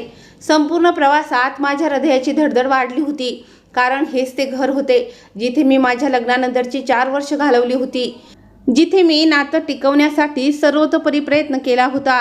पण आज त्याच घरात मी एका अनोळखी व्यक्तीसारखी जात होते. काही वेळात मी घरी पोचले. घराबाहेर उभं राहून एक दीर्घ श्वास घेतला आणि बेल वाजवली. काही सेकंदात दरवाजा उघडला आणि समोर रिया उभी होती. मला बघताच तिच्या चेहऱ्याचा रंग उडाला. तिने आश्चर्य व्यक्त करत विचारलं, तू इथे काय करतेस? मी तिच्याकडे पाहिलं आणि न घाबरता म्हटलं, पहिलं तू सांग की तू कोण आहेस, मला प्रश्न विचारणारी. एवढं बोलून मी हलकस बाजूला सारले आणि सरळ घराच्या आत निघून गेले. माझा आवाज ऐकून राहुल आणि त्याची आई सुद्धा बाहेर आले. मला बघून दोघांच्या चेहऱ्यावर स्पष्ट घबराट दिसत होती. राहुल रागाने म्हणाला, तू इथे कशासाठी आली आहेस? आता या घरात तुझा कोणताही अधिकार किंवा संबंध उरलेला नाही. मुकाट्याने इथून निघून जा. मी त्याच्या बोलण्याकडे अजिबात लक्ष दिलं नाही आणि संपूर्ण हॉलमध्ये नजर फिरवू लागले. माझी नजर तिथेच थिजली जिथे कधी काळी आमच्या लग्नाचा फोटो लागत होता. तो फोटो तिथून काढून त्या जागी राहुल आणि रियाचा नवीन फोटो लावण्यात आला होता. सोफ्याचे कव्हर्स बदलले होते, खिडक्यांचे पडदे बदलले होते, घराची संपूर्ण रचना आणि सामान वेगळ्याच पद्धतीनं सजवलं होतं. जिथे कधी माझी आवडती वस्तू असायची तिथे आता रियाचे सामान ठेवले होते. माझ्यासाठी तो क्षण एखाद्या मोठ्या धक्क्यापेक्षा कमी नव्हता, पण मी स्वतःला सावरलं आणि शांतपणे पुढे चालत गेले. मग मी माझ्या जुन्या खोलीच्या दिशेने वळले. खोलीचा दरवाजा उघडाच होता. तो बघून माझं हृदय एका क्षणासाठी थांबलं. कपाटात आता रियाचे कपडे ठेवले होते.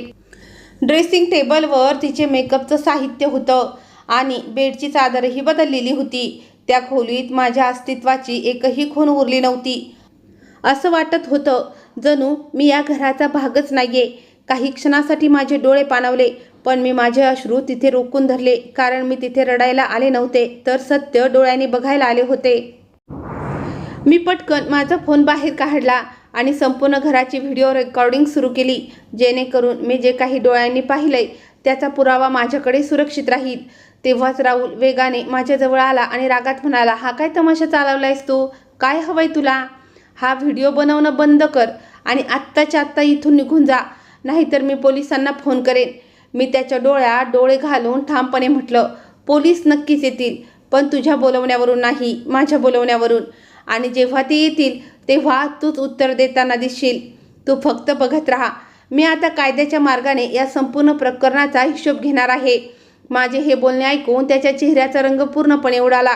तेवढ्यात माझ्या सासूबाई सुद्धा तिथे आल्या आणि रागात ओरडल्या, तू आम्हाला धमकी देतेस? तू आजपर्यंत माझ्या मुलासाठी केलंस तरी काय? जर त्याने तुला घटस्फोट देऊन दुसरं लग्न केलं तर यात चुकीचं काय आहे? तू त्याला कधी बाबा होण्याचा आनंद दिला नाहीस. वरून नेहमी आपल्या नोकरीत मग्न असायचीस, घराबाहेर राहायचीस. तू या घराला कधी आपलं मानलंच नाही. आम्ही तुला 4 वर्ष सहन केलं. आता जेव्हा माझा मुलगा आपलं आयुष्य शांततेत जगू पाहतोय तेव्हा तू पुन्हा त्याच्या आयुष्यात अडथळा आणायला आली आहेस. त्यांचे हे बोलणं ऐकून माझं मन सुन्न झालं, पण मी स्वतःला कमजोर पडू दिलं नाही. तेव्हाच राहुलही मध्येच बोला, हो, तू माझ्यासाठी केलंस तरी काय? मी आता माझ्या आयुष्य रियासोबत आरामात जगू इच्छितो, त्यामुळं आम्हाला त्रास देणं बंद कर. मी शांतपणे माझ्या सासूबाईंकडे पाहिलं आणि अत्यंत स्थिर पण कणखर आवाजात म्हटलं, आई, आज तुम्ही म्हणताय की मी या घरासाठी काहीच केलं नाही. तुम्हाला खरंच काहीच आठवत नाहीये का? जेव्हा राहुलच्या व्यवसायात मोठं नुकसान झालं होतं तेव्हा मदतीसाठी पैसे कोणी दिले होते? जेव्हा कंपनीला आर्थिक संकटातून बाहेर काढायची गरज होती तेव्हा माझ्या पगारातून आर्थिक हातभार कोणी लावला होता? या घराच्या प्रत्येक लहान मोठ्या खर्चात मी बरोबरीने साथ दिली आहे. या घरात जी संपत्ती उभी राहिली त्यात माझाही घाम आणि हिस्सा आहे. मी नोकरी करत होते तर त्या पैशाचा फायदा या घराला झाला नाही का? तुमच्या आजारपणाच्या वेळी मी उपचारासाठी पैसे दिले नव्हते का? मी कधी तुमच्या कोणत्याही गरजेला नाही म्हटलं होतं का? मी कधी तुमची सेवा करायला नकार दिला होता का? मी तुम्हाला नेहमी आई मानून सन्मान दिला नाही का? माझ्या या बोलण्याने काही क्षणासाठी तिथं पूर्ण सन्नाटा पसरला, पण कोणाकडून काहीच उत्तर आलं नाही. माझ्या डोळ्यातून आता अश्रू वाहू लागले होते, पण माझा आवाज अजूनही तितकाच खणखणीत आणि मजबूत होता. मी पुढे म्हणाले, मला तुमच्याकडून कधीच अशा वागणुकीची अपेक्षा नव्हती. मला वाटलं होतं की संपूर्ण जग माझ्या विरुद्ध गेलं तरी तुम्ही तरी किमान सत्याच्या बाजूने उभ्या राहाल. पण आज तुम्ही सुद्धा त्याच माणसाच्या बाजूने उभे आहात ज्याने स्वतःच्या स्वार्थासाठी पवित्र नात्याचाही सौदा केला. मी पुन्हा राहुलकडे पाहत खडसावून म्हटलं, तू फक्त माझाच घात केला नाहीस तर माझ्या विश्वासाचा, माझ्या आत्मसन्मानाचा आणि आपल्या 4 वर्षाच्या नात्याचा पाठीत खंजीर खोपसून खून केला आहेस. आणि आता तुला तुझ्या प्रत्येक कृत्याचा हिशोब कायद्याच्या दरबारात द्यावाच लागेल. मी आता अजिबात मागं हटणार नाही. एवढं बोलून मी माझा फोन माझ्या बॅगेत सरकवला आणि कोणाकडेही न बघता थेट घराबाहेर पडले. रस्त्यावर येईपर्यंत माझ्या डोळ्यातून अश्रू वाहतच होते, पण त्या अश्रूत आता कसलीही हतबलता किंवा कुमकुवतपणा नव्हता, तर स्वतःच्या हक्कासाठी आणि न्यायासाठी लढण्याचा एक नवा जिद्द आणि आत्मविश्वास होता. मी सरळ माझ्या माहेरी परतले. तिकडे संध्याकाळ होत होती. आमच्या फॅमिली लॉयर संजय यांनी तयार केलेला एक सविस्तर लीगल नोटीस राहुल आणि रिया दोघांच्या पत्त्यावर पोचला होता.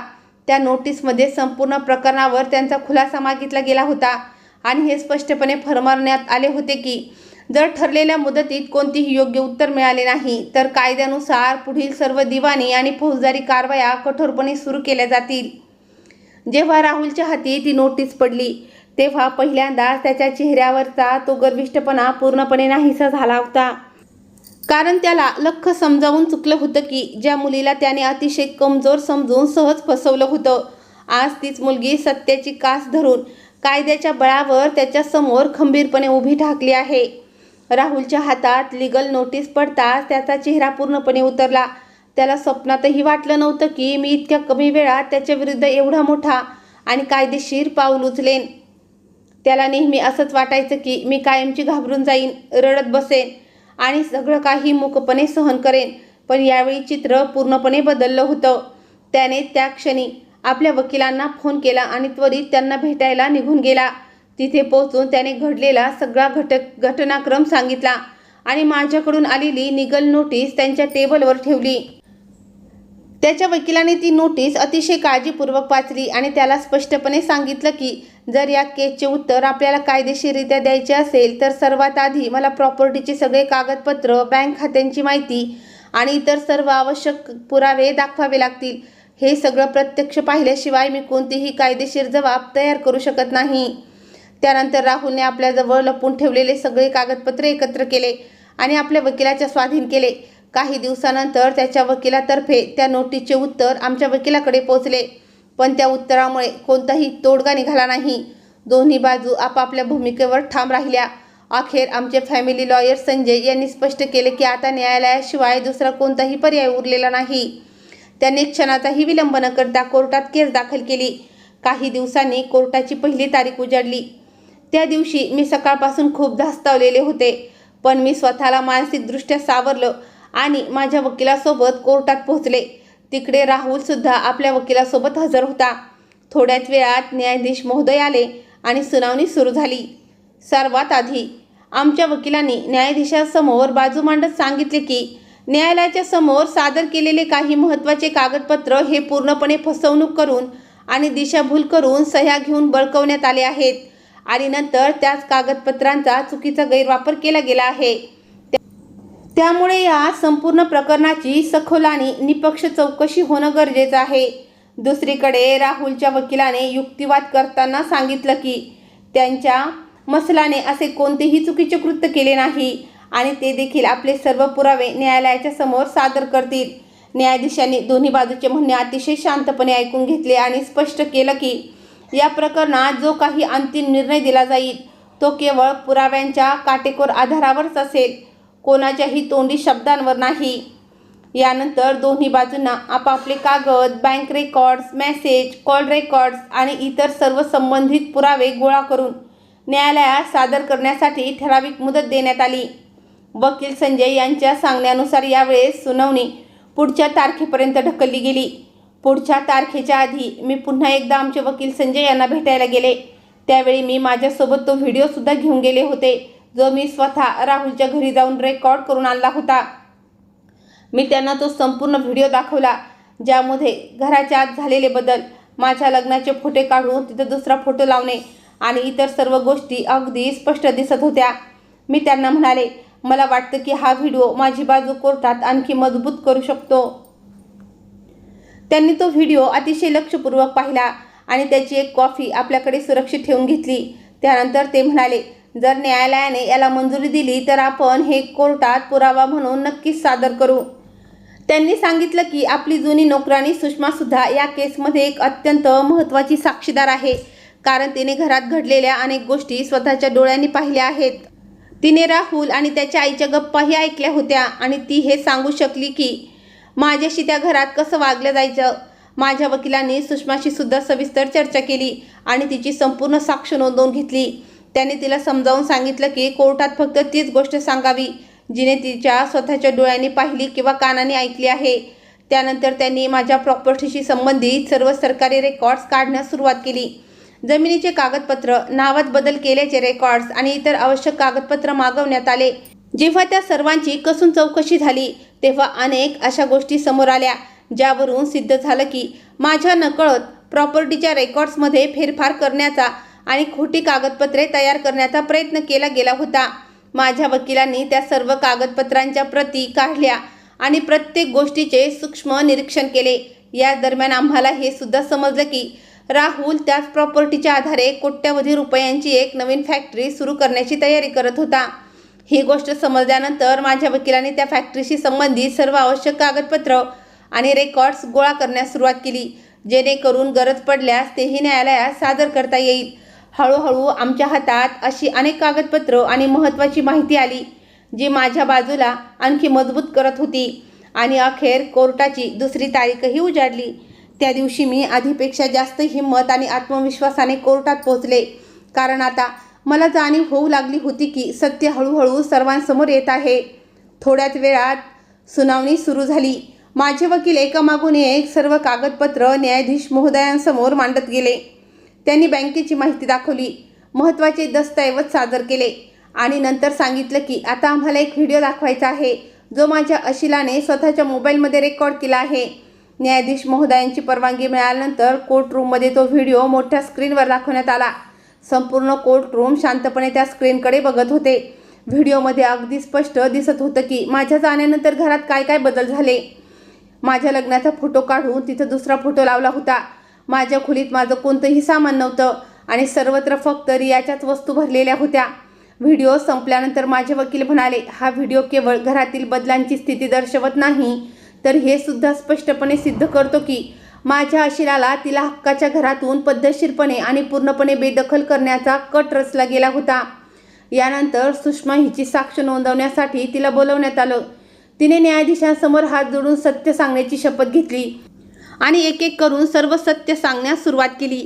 तिनं सांगितलं की तिने स्वतःच्या डोळ्यांनी पाहिलं होतं की राहुल आणि रिया बराच काळापासून एकमेकांच्या खूप जवळ होते. तिने हे सुद्धा सांगितलं की राहुल अनेकदा माझ्याविषयी चुकीच्या गोष्टी बोलायचा आणि घरात माझ्या विरोधात वातावरण तयार केले जायचे. तिने जे काही स्वतः पाहिलं आणि ऐकलं होतं ते सर्व तिने कोर्टात प्रामाणिकपणे मांडलं. त्यानंतर मला स्वतः साक्षीसाठी बोलवण्यात आलं. मी हळूहळू पुढे आले आणि न्यायाधीशांसमोर उभी राहिले. माझ्या वकिलांनी मला काही प्रश्न विचारले आणि मी प्रत्येक प्रश्नाचं अत्यंत स्पष्ट आणि खरं उत्तर दिलं. शेवटी मी न्यायाधीश महोदयांकडे पाहत अगदी ठामपणे म्हणाले, माझा आणि राहुलचा आजपर्यंत कोणताही कायदेशीर घटस्फोट झालेला नाही. त्याने स्वतःच्या बाजूने घटस्फोटाच्या कागदांवर सह्या करून माझ्याकडे नक्कीच पाठवले होते, पण मी कधीही त्यावर सह्या केलेल्या नाहीत, कारण मला आधी सत्य जाणून घ्यायचं होतं आणि कोणत्याही प्रकारच्या घाईघाईत किंवा न समजता कोणताही निर्णय घ्यायचा नव्हता. म्हणूनच आजच्या घडीलाही आमचा घटस्फोट पूर्ण झालेला नाही. मी पुढे असेही सांगितलं की जोपर्यंत घटस्फोटाची कायदेशीर प्रक्रिया पूर्ण होत नाही तोपर्यंत राहुलचे दुसरे लग्न कायद्यानुसार पूर्णपणे बेकायदेशीर आणि गुन्हा आहे. माझं हे बोलणं ऐकून संपूर्ण कोर्टरूममध्ये काही क्षणासाठी नीरव शांतता पसरली. राहुलचा चेहरा पूर्णपणे उतरला होता आणि तो वारंवार आपल्या वकिलाच्या तोंडाकडे बघत होता. न्यायाधीश महोदयांनी माझी संपूर्ण साक्ष अत्यंत लक्षपूर्वक ऐकून घेतली. त्यानंतर त्यांनी माझ्या वकिलांना काही प्रश्न विचारले आणि राहुलच्या वकिलालाही त्यासंबंधी स्पष्टीकरण देण्यास सांगितले. शेवटी त्यांनी जाहीर केले की आत्तापर्यंत जे कागदपत्र आणि पुरावे न्यायालयाच्या समोर आले आहेत त्यांची कसून चौकशी केली जाईल आणि दोन्ही बाजूंना अजूनही पूर्ण संधी दिली जाईल की जर त्यांच्याकडे याशिवाय इतर कोणतेही ठोस पुरावे असतील तर ते त्यांनी पुढील तारखेला न्यायालयात सादर करावेत. एवढे सांगून त्या दिवसाची सुनावणी थांबवण्यात आली. पण जेव्हा मी कोर्टातून बाहेर पडले तेव्हा मला पहिल्यांदा असं जाणवलं की माझा आवाज खऱ्या अर्थाने ऐकला गेला आहे आणि आता मला ठाम विश्वास वाटू लागला होता की उशीर झाला तरी चालेल, पण एक ना एक दिवस सत्याचा विजय होतो आणि ज्याने माझ्या विश्वासाचा घात केला आहे त्याला त्याच्या प्रत्येक कृत्याचा हिशोब कायद्याच्या दरबारात द्यावाच लागेल. काही काळानंतर अखेर तो दिवस उजाडला ज्याची आम्हा सर्वांना अतिशय उत्सुकतेने प्रतीक्षा होती. आज कोर्टाची तिसरी आणि अंतिम तारीख होती. आज या संपूर्ण प्रकरणाचा अंतिम निकाल लागणार होता. मी सकाळी लवकर तयार होऊन माझे फॅमिली लॉयर संजय यांच्यासह कोर्टात पोहोचले. दुसरीकडे राहुल, रिया आणि त्याची आई, त्यांचे वकीलसुद्धा आधीपासून तिथे उपस्थित होते. त्या तिघांच्याही चेहऱ्यावर स्पष्ट घबराट आणि भीती दिसत होती. कदाचित त्यांना आता पूर्णपणे समजलं होतं की हा संपूर्ण मामला आता त्यांच्या हातातून पूर्णपणे निसटून गेला आहे. थोड्याच वेळात न्यायाधीश महोदय कोर्टात आले आणि सुनावणी सुरू झाली. सर्वात आधी त्यांनी केसची फाईल चाळली आणि दोन्ही बाजूच्या वकिलांना अखेरच्या वेळी विचारलं की जर कोणाकडे कोणताही नवीन पुरावा किंवा साक्षीदार असेल तर तो आत्ता न्यायालयात सादर करू शकतात. माझ्या वकिलांनी सांगितलं की आमच्या बाजूने जेवढेही आवश्यक आणि महत्त्वाचे पुरावे होते ते आम्ही आधीच कोर्टात सादर केले आहे. याच दरम्यान न्यायाधीश महोदयांनी राहुलच्या वकिलाकडे पाहिलं आणि विचारलं, प्राची यांच्या बाजूने व्हिडिओ, साक्षीदार, बँक रेकॉर्ड्स, प्रॉपर्टीशी संबंधित कागदपत्र आणि इतर सर्व पुरावे न्यायालयात सादर केले गेले आहेत. तुमच्याकडे सर्व पुराव्यांच्या विरोधात असा कोणताही ठोस पुरावा आहे का ज्यामुळे हे सिद्ध होऊ शकेल की तुमच्या अशिलाने कोणतीही फसवणूक किंवा चुकीचे कृत्य केले नाही? हे ऐकून राहुलचा वकील काही क्षण निमूट उभा राहिला. त्याने आपल्या फाईलची पाने उलटून पाहिली, पण त्याकडे देण्यासारखे कोणतेही उत्तर किंवा पुरावा नव्हता. शेवटी त्याने मान खाली घालून नमूद केले, नाही न्यायाधीश महोदय, आमच्याकडे यापेक्षा अधिक कोणताही पुरावा उपलब्ध नाही. त्यांचे हे बोलणे ऐकताच संपूर्ण कोर्टरूममध्ये एकदम सन्नाटा पसरला. राहुलने अत्यंत घाबरून आपल्या वकिलाच्या चेहऱ्याकडे पाहिलं, पण आता खूप उशीर झाला होता. न्यायाधीश महोदयांनी काही वेळ संपूर्ण फाईल पुन्हा एकदा बारकाईने तपासली आणि आपला अंतिम निकाल सुनावण्यास सुरुवात केली. त्यांनी स्पष्ट शब्दात सुनावलं की न्यायालयाच्या समोर जे कागदपत्र, साक्षीदार, व्हिडिओ आणि इतर सर्व पुरावे सादर केले गेले आहेत त्यांचे सूक्ष्म परीक्षण केल्यानंतर हे लख्खपणे सिद्ध होते की प्राची यांच्याशी अत्यंत पद्धतशीरपणे फसवणूक केली गेली आहे. त्यानंतर त्यांनी आपला अंतिम निर्णय सुनावताना स्पष्ट केलं की जमिनीच्या कागदपत्रांचा आणि इतर पुराव्यांचा अभ्यास केल्यावर हे पूर्णपणे स्पष्ट होतं की प्राची यांच्या नकळत त्यांच्या गैरहजेरीत प्रॉपर्टीशी संबंधित कागदपत्रांचा चुकीचा गैरवापर केला गेला आहे आणि त्यानंतर ती प्रॉपर्टी परस्पर विकून त्यातून मिळणाऱ्या पैशांचा वैयक्तिक स्वार्थासाठी उपहार केला गेला आहे। त्यामुळे न्यायालय असा आदेश देते की कायद्यानुसार प्राची यांना त्यांच्या प्रॉपर्टीशी संबंधित प्रकरणात संपूर्ण आणि योग्य न्याय मिळायलाच हवा। जर त्यांची कोणतीही आर्थिक हानी झाली असेल तर नियमानुसार त्यांची पूर्ण भरपाई करून देण्यात यावी आणि त्यासंबंधीचे सर्व आवश्यक कायदेशीर प्रक्रिया लवकरात लवकर पूर्ण केली जावी। यानंतर न्यायाधीश महोदयांनी राहुलच्या दिशेनं पाहिलं। यावेळी राहुलच्या डोळ्यात आणि चेहऱ्यावर स्पष्ट भीती आणि घबराट पसरली होती। न्यायाधीश महोदयांनी कठोर स्वरात सुनावले, राहुल, तू तुझ्या पत्नीच्या अफाट विश्वासाचा अत्यंत निष्ठुरपणे आणि चुकीचा गैरवापर केला आहेस।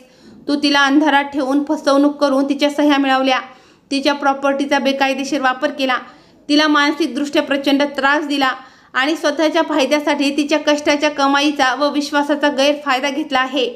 या प्रकरणात न्यायालयाच्या समोर जे ठोस पुरावे सादर करण्यात आले आहे त्याच्या आधारे तुझ्यावर लावण्यात आलेले सर्व आरोप पूर्णपणे सिद्ध होतात। त्यामुळे हे न्यायालय तुला तुझ्या या गंभीर गुन्ह्यासाठी 5 वर्षाची सक्त मजुरी आणि 1 लाख रुपये दंडाची शिक्षा सुनावते। हे ऐकताच राहुलच्या चेहऱ्याचा रंग पूर्णपणे उडाला आणि तो सुन्न पडला। कदाचित त्याला शेवटच्या क्षणापर्यंत अशी अंधुक उमेद होती की यातून तो कसा तरी सुटून जाईल, पण तसं काहीही घडलं नाही। त्यानंतर न्यायाधीश महोदयांनी रियाकडे पाहिलं आणि म्हटलं, कोर्टासमोर आलेल्या पुराव्यानुसार हे देखील लख्खपणे सिद्ध होतं की तुला या संपूर्ण फसवणुकीची आणि कटाची पूर्ण माहिती होती आणि तू या सगळ्यामध्ये राहुलला जाणीवपूर्वक साथ देत होतीस। त्यामुळे तुझ्यावर जे आरोप सिद्ध झाले आहेत त्याबद्दल हे न्यायालय तुला 3 वर्षाची जेल आणि 5 लाख रुपयांच्या दंडाची शिक्षा सुनावते। रिया हा निकाल ऐकता जागेवर ढसढसा रडू लागली, पण आता कोणाच्याही अश्रूमुळे न्यायालयाचा हा अंतिम निर्णय बदलणारा नव्हता। त्यानंतर न्यायाधीश महोदयांनी राहुलच्या आईकडे पाहिलं आणि म्हटलं, तुमच्या विरुद्ध देखील असे ठोस पुरावे सादर केले गेले आहेत ज्यावरून हे सिद्ध होते की तुम्हाला या संपूर्ण कटाची पूर्वकल्पना होती आणि तुम्ही देखील या षडयंत्रामध्ये आपल्या मुलाला आणि रियाला खरोखर साथ दिली होती। त्यामुळे न्यायालय तुम्हालाही तुमच्या या गुन्ह्यासाठी 3 वर्षाची शिक्षा आणि 3 लाख रुपये दंडाची शिक्षा सुनावते। निकाल ऐकताच संपूर्ण कोर्टरूममध्ये काही क्षण कमालीची शांतता पसरली। राहुल आणि त्याची आई आणि रिया तिघांचेही चेहरे पूर्णपणे उतरले होते आणि ते हतबल होऊन खाली बघत उभे होते। दुसरीकडे माझ्या डोळ्यातून आनंदाचे अश्रू ओघळू लागले। गेल्या अनेक महिन्यांपासून मी ज्या न्याय मिळण्याची आतुरतेने वाट पाहत होते तो न्याय अखेर मला मिळाला होता। त्या क्षणी मला असं वाटलं की माझ्या मनावर छातीवर ओझे बनून बसलेला एक मोठा डोंगर जणू नाहीसा झाला आहे आणि मला मोकळा श्वास घेता आला आहे। मी वरच्या देवाचे मनपूर्वक आभार मानत होते की अखेर सत्याचा विजय झाला। कोर्टातून बाहेर पडताच मी माझे वकील संजय यांचे शतशः आभार मानले। जर त्यांनी खऱ्या अर्थाने आणि संपूर्ण मन लावून माझी साथ दिली नसती तर कदाचित मी कधीच न्यायापर्यंत पोहोचू शकले नसते। त्यांनी अत्यंत प्रेमाने आणि आत्मविश्वासाने मला सांगितलं की जीत हमेशा सच की होती है, बस हिम्मत नहीं हारनी चाहिए। ज्या दिवशी मी पहिल्यांदाच पूर्णपणे मनाच्या सुखासह आणि शांततेने माझ्या घरी परतले, गेल्या अनेक महिन्यांपासून माझ्या मनात जो सतत धडकी भरवणारा थरकाप, तणाव आणि बेचैनी होती ती आता हळूहळू पूर्णपणे संपत चालली होती। या सर्व घटनांनंतर मी माझा जास्तीत जास्त वेळ माझ्या बाबांसोबत घालवण्यास सुरुवात केली। मी ठरवलेल्या वेळेवर त्यांना गोळ्या औषध उपचार देणं, त्यांच्या आहाराची काटेकोर काळजी घेणं, डॉक्टरांच्या प्रत्येक सूचनेचे काटेकोर पालन करणं आणि त्यांना कोणत्याही प्रकारचा मानसिक ताण किंवा काळजी येऊ नये याची पूर्ण दक्षता घेणं हे माझं मुख्य ध्येय बनलं होतं। हळूहळू त्यांची प्रकृती पूर्वीपेक्षा बरीच सुधारू लागली। त्यांचा डायबिटीससुद्धा बऱ्याच अंशी नियंत्रणात आला। जेव्हा डॉक्टरांनी त्यांची पुन्हा एकदा सविस्तर तपासणी केली, तब्येत बघून ते म्हणाले की आता त्यांची प्रकृती पूर्वीपेक्षा खूप उत्तम आहे आणि जर अशीच काळजी घेतली गेली तर ते अगदी सामान्य आणि आनंदी आयुष्य जगू शकतात। हे ऐकून माझ्या आनंदाला पारावार उरला नाही, कारण माझ्यासाठी या जगातील सर्वात मोठी दौलत म्हणजे माझ्या बाबांच्या चेहऱ्यावरचे हसू होते। मला माझ्या नोकरीतून काही महिन्यांची रजा मिळाली होती, पण जेव्हा घरातील सर्व वाद आणि संकट हळूहळू हद्दपार होऊ लागली तेव्हा मी माझ्या एअरलाईन कंपनीशी पुन्हा संपर्क साधला आणि माझी ड्युटी जॉईन करण्याची तारीख निश्चित केली। ठरलेल्या दिवशी मी पुन्हा एकदा माझा अधिकृत युनिफॉर्म परिधान केला आणि पूर्ण आत्मविश्वासाने एअरपोर्टवर पोहोचले। तिथे माझ्या संपूर्ण टीमसोबत फ्लाईट उड्डाणापूर्वीची सर्व आवश्यक चर्चा आणि मीटिंग पार पडली. हवामानाची सविस्तर माहिती घेतली, फ्लाईटशी संबंधित सर्व सेफ्टी चेक पूर्ण केले आणि मग कित्येक महिन्याच्या मोठ्या विश्रांतीनंतर पुन्हा एकदा कॉकपिटमध्ये पाऊल ठेवून माझी पहिली विमान उड्डाण यशस्वीरित्या पार पाडली. जसं तो विमान आकाशात झेपावला, मला असं जाणवलं जणू माझ्या आयुष्याची एक नवी आणि सुंदर सुरुवात होत आहे. त्या दिवशी मला खऱ्या अर्थाने शिकायला मिळालं की परिस्थिती कितीही बिकट किंवा आव्हानात्मक असू द्या, पण जर माणसाने हिंमत सोडली नाही तर तो पुन्हा एकदा आपल्या पायावर खंबीरपणे उभा राहू शकतो. त्यानंतर मी पुन्हा पूर्वीसारखी संपूर्ण मेहनत, निष्ठा आणि आत्मविश्वासानं माझं काम करू लागले.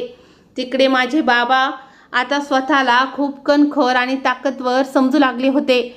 डॉक्टरांच्या सल्ल्यानुसार त्यांनी आपल्या खाण्यापिण्याची उत्तम काळजी घेतली, वेळेवर औषधं घेतली आणि कामाचा अतिरिक्त ताण पूर्णपणे कमी केला. जेव्हा त्यांची प्रकृती पूर्णपणे स्थिर झाली, तब्येत सुधारली, तेव्हा त्यांनी पुन्हा एकदा आपल्या कन्स्ट्रक्शन कंपनीची संपूर्ण धुरा स्वतःच्या हातात घेतली. ते रोज उत्साहात ऑफिसला जाऊ लागले. आपल्या टीम आणि मॅनेजरसोबत महत्त्वाच्या मीटिंग्स घेणे, नवीन प्रोजेक्टची माहिती गोळा करणे, जुने रखडलेले प्रोजेक्ट्स मार्गी लावणे आणि पूर्वीप्रमाणे संपूर्ण व्यवसायाची सूत्र आपल्या हातात सांभाळणं हे त्यांनी पुन्हा सुरू केलं. अवघ्या काही महिन्यातच त्यांची कंपनी पुन्हा पूर्वीप्रमाणे उत्तम नफ्यात चालली आणि त्यांच्या चेहऱ्यावर ते जुनं निर्भळ आणि समाधानाचं हसू परतलं, जे बघून माझ्या मनाला सर्वात जास्त आनंद मिळायचा. आता मी माझ्या बाबांसोबत त्याच घरात आनंदाने राहत आहे. आम्ही दोघांनी मिळून आपल्या आयुष्याची पुन्हा एकदा नवीन आणि सुंदर पद्धतीनं सुरुवात केली आहे.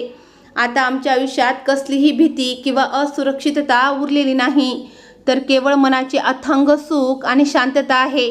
मी माझ्या कामावर पूर्णपणे निष्ठेनं आणि मन लावून लक्ष केंद्रित करते आणि उरलेला सर्व वेळ माझ्या बाबांसोबत हसण्या खेळण्यात घालवते. माझ्या आयुष्यात जे काही घडलं ते मी कधीही विसरू शकत नाही. त्या मोठ्या धक्क्याने आणि छळाने मला प्रचंड वेदना दिल्या, पण त्याच दुःखातून मला खरी ताकद आणि मानसिक मजबूतीही मिळाली. आजही जेव्हा मी त्या वाईट दिवसांची आठवण करते तेव्हा असं वाटतं की तो माझ्या आयुष्याचा एक अत्यंत भयानक आणि काळं स्वप्न होतं, जो अखेर कायमचा संपून गेला आहे. या संपूर्ण प्रवासाने मला खूप काही शिकवलं आहे. मी हे शिकले की कधीही कोणावरही डोळे बंद करून पूर्ण विश्वास ठेवू नये. आपल्या हक्कासाठी आणि न्यायासाठी नेहमी शेवटपर्यंत खंबीरपणे उभं राहिलं पाहिजे आणि कोणत्याही परिस्थितीत सत्याची साथ कधीही सोडता कामा नये. आज वरच्या ईश्वराच्या कृपेनं मी खूप खुश आणि समाधानी आहे. माझे बाबा ठणठणीत, निरोगी आणि स्वस्थ आहेत. मी माझी आवडती नोकरीही करत आहे आणि मनाच्या पूर्ण सुखासह माझे आयुष्य पुढे नेत आहे. आता मला ठाम विश्वास पटला आहे की आयुष्य कितीही कठीण किंवा परीक्षा घेणारे असले तरी जो माणूस हिंमत आणि सत्याची कास कधी सोडत नाही त्याला एक ना एक दिवस न्याय आणि हक्काचं समाधान नक्की मिळतं. मित्रांनो, आयुष्य कितीही कठीण किंवा परीक्षा घेणारं असलं तरी जो माणूस हिंमत आणि सत्याची कास कधीही सोडत नाही त्याला एक ना एक दिवस न्याय आणि हक्काचं समाधान नक्की मिळतं. अन्याय आणि अत्याचारासमोर मूकपणे गप्प बसणे कधीही त्यावरचा उपाय असू शकत नाही. प्रत्येक व्यक्तीला आपल्या अधिकारांची पूर्ण जाणीव असली पाहिजे आणि अन्यायाविरुद्ध नेहमी कायदेशीर पाऊल उचलण्याचं धाडस ठेवलं पाहिजे. हे लक्षात ठेवा की हिंमत, सत्य आणि कायद्याची साथ असली की न्याय मिळायला थोडा उशीर होऊ शकतो, पण न्याय नक्कीच मिळतो. तुम्ही ही कथा कुठल्या शहरातून किंवा गावातून पाहत आहात हे मला कमेंट करून नक्की सांगा. जर तुम्हाला अशाच प्रकारच्या प्रेरणादायी आणि मनाला विचार करायला लावणाऱ्या कथा आवडत असतील तर आपल्या चॅनलला नक्की सबस्क्राईब करा, व्हिडिओला लाईक करा आणि तुमचे मोलाचे विचार कमेंट बॉक्समध्ये नक्की लिहा. तुमचं एक सबस्क्राईब मला अशाच सत्य घटनेवर आधारित सुंदर आणि नवीन कथा तुमच्यापर्यंत पोहोचवण्यासाठी सतत ऊर्जा देत राहते. भेटूया अशाच एका नवीन आणि रंजक गोष्टीत. तोपर्यंत काळजी घ्या, सुरक्षित रहा. धन्यवाद.